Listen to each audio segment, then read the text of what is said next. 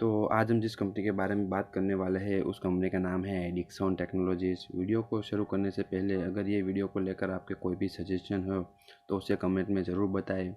और आप चाहते हैं कि मैं कोई टॉपिक के ऊपर वीडियो बनाऊं तो उसका नाम कमेंट ज़रूर करें। मैं ट्राई करूँगा कि अगला वीडियो उस टॉपिक के ऊपर बनाऊँ। Dixon technology electrical manufacturing services EMS में इंडिया में अपना ऑपरेशन चलाते हैं। डिक्सन टेक्नोलॉजीज अपने कस्टमर्स को consumer durables, home appliances, lightning, mobile phones, security device जैसे प्रोडक्ट ऑफर करती है। और साथ में आपको वाइड रेंज में setup box, mobile phones, LED TV panels को नई तरह से डिज़ाइन करने में भी हेल्प करती है। और ऐसे ये कंपनी पैसे कमाती है। इनके कस्टमर्स है Anchor Electronics, Godrej industry, BPL, Gionee, Karbonn, Philips, Haier, Intex, Panasonic, Reliance industry, Bajaj auto, Xiaomi, Samsung, Voltas, LG वगैरह वगैरह।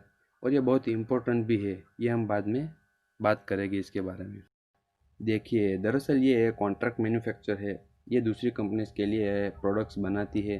जैसे कि सैमसंग को अगर बल्क में मोबाइल बनाने हैं तो सैमसंग डिक्सन के साथ कॉन्ट्रैक्ट करती है और सैमसंग अपने मोबाइल का डिज़ाइन देता है और डिक्सन उस डिज़ाइन के हिसाब से मोबाइल बनाती है और सैमसंग को देती है। और ऐसे ही ये हर सेगमेंट में दूसरी कंपनीज के साथ कॉन्ट्रैक्ट करते हैं और ये डिज़ाइन के हिसाब से प्रोडक्ट बनाती है और उन्हें डिलीवर करती है। तो ऐसे ये कंपनी पैसे कमाती है। तो चलिए अब देखते हैं कि इस कंपनी का बिजनेस मॉडल कैसा है। तो यहाँ इनके मेन 6 सेगमेंट है। उसमें से पहला है कंज्यूमर इलेक्ट्रॉनिक्स, जहाँ से इनका लगभग आधा यानी 48% रेवेन्यू आता है। इनका दूसरा सेगमेंट है लाइटनिंग प्रोडक्ट्स का, जहाँ से इसका 26% रेवेन्यू आता है। इनका तीसरा सेगमेंट है मोबाइल फ़ोन्स का, जहाँ से 12% रेवेन्यू आता है। इनका तीसरा सेगमेंट है होम अप्लायंसेस का, जहाँ से 9% रेवेन्यू आता है। इसका पांचवा सेगमेंट है सिक्योरिटी सिस्टम का, जहाँ से 5% रेवेन्यू आता है। और इनका लास्ट सेगमेंट है रिवर्स लॉजिस्टिक का, जहाँ से 0.4% रेवेन्यू आता है। तो चलिए अब बात करते हैं इस कंपनी के पहले सेगमेंट, जहाँ से इनका लगभग आधा रेवेन्यू आता है। तो बात करते हैं इसके पहले सेगमेंट कंज्यूमर इलेक्ट्रॉनिक्स के बारे में। तो इस सेगमेंट से कंपनी का 48% रेवेन्यू यानी लगभग 2000 करोड़ के आसपास का रेवेन्यू इसी सेगमेंट से आता है। तो इस कंपनी की हर साल 36 लाख टीवी यूनिट्स की मैन्युफैक्चरिंग कैपेसिटी है। ये इंडिया में जो भी टीवी सेट्स को बनाते हैं, ये यहाँ पे लार्जेस्ट मैन्युफैक्चरर है। ये ओरिजिनल इक्विपमेंट मैन्युफैक्चरिंग यानी OEM, original design manufacturing models यानी ODM, smart TV, ultra high definition, commercial display, signage display जैसे प्रोडक्ट दूसरी कंपनी के साथ कॉन्ट्रैक्ट के अंडर बनाती है। और इस सेगमेंट से कंपनी का 48% रेवेन्यू आता है, लेकिन कैपिटल एक्सपेंडिचर मोबाइल सेगमेंट से 3 गुना कम है, जबकि मोबाइल सेगमेंट से रेवेन्यू सिर्फ 12% ही आता है। चलिए अब बात करते हैं इसके दूसरे सेगमेंट लाइटनिंग प्रोडक्ट के बारे में। और यहाँ से इस कंपनी का लगभग 26% यानी 1100 करोड़ के आसपास का रेवेन्यू आता है। अगर इनकी मैन्युफैक्चरिंग कैपेसिटी देखें तो ये सालाना 60 लाख तक डाउनलाइटर, 2.4 करोड़ तक बटन्स और लगभग 24 करोड़ तक बल्ब बनाने की इनकी कैपेसिटी है।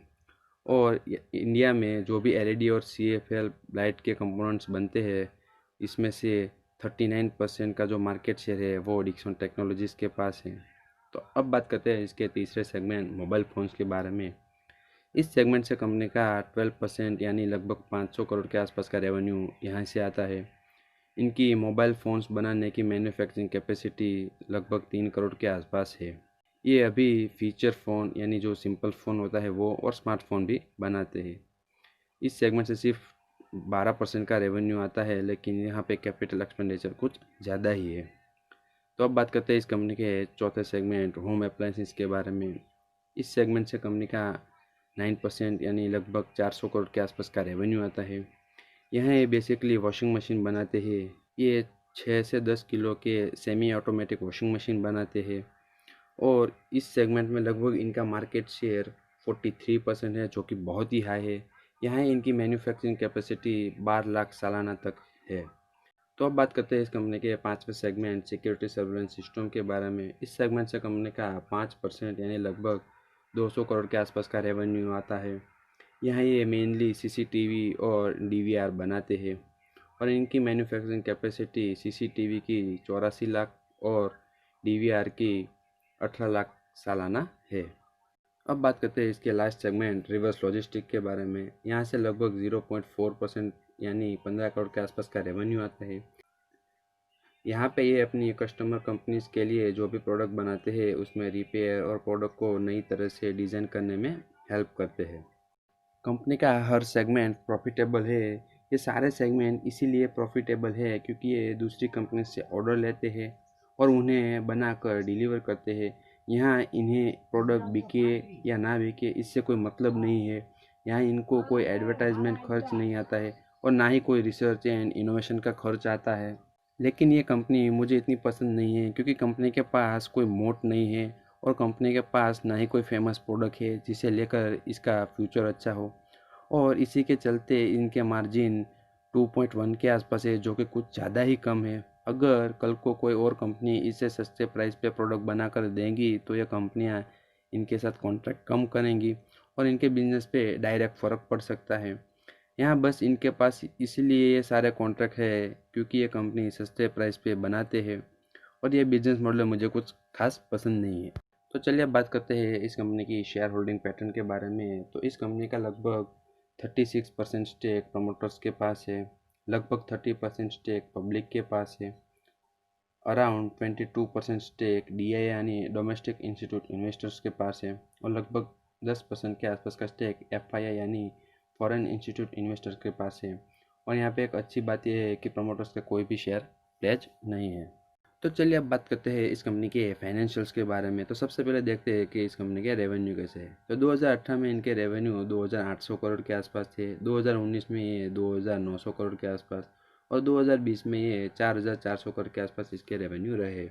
और अगर यहाँ बात करें ग्रोथ की तो पिछले 3 साल का CAGR 21% के आसपास है और पिछले 5 साल का CAGR 29% के आसपास है जो कि अच्छा है। तो अब बात करते हैं इस कंपनी के प्रॉफिट के बारे में। तो 2018 में इनका प्रॉफिट 60 करोड़ के आसपास का था, 2019 में भी ये 60 करोड़ के आसपास का था और 2020 में ये 120 करोड़ के आसपास इसका प्रॉफिट रहा है।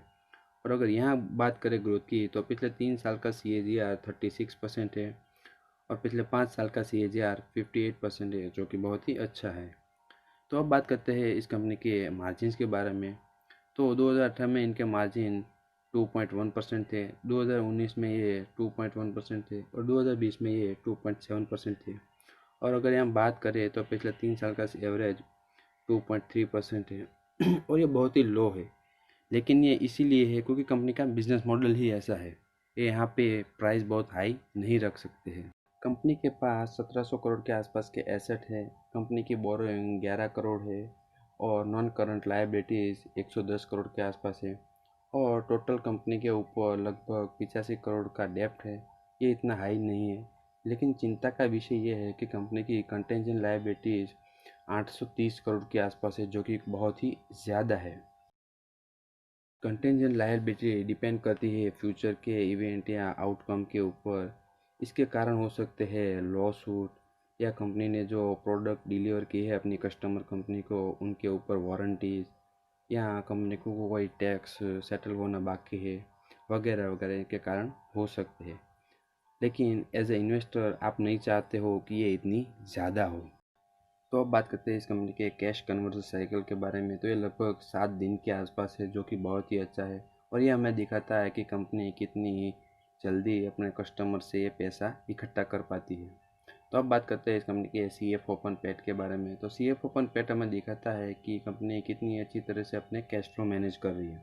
तो इस कंपनी का CF ओपन पेट 1.13 के आसपास है जो कि बहुत ही अच्छा है। अब बात करते हैं इस कंपनी के ROE यानी रिटर्न ऑन इक्विटी के बारे में। रिटर्न ऑन इक्विटी क्या होता है कि कंपनी शेयर होल्डर्स के पैसों पे कितनी अच्छी तरह से ये पैसे कमा रहे हैं। तो इस कंपनी का ROE 22 के आसपास है और ये पिछले 3 साल का एवरेज है और ये बहुत ही अच्छा है। तो अब बात करते हैं ROCE के बारे में। ROCE हमें क्या दिखाता है कि कंपनी ने जो टोटल कैपिटल लगाया है बिजनेस में उसमें से कितनी अच्छी तरह से पैसे कमाती है।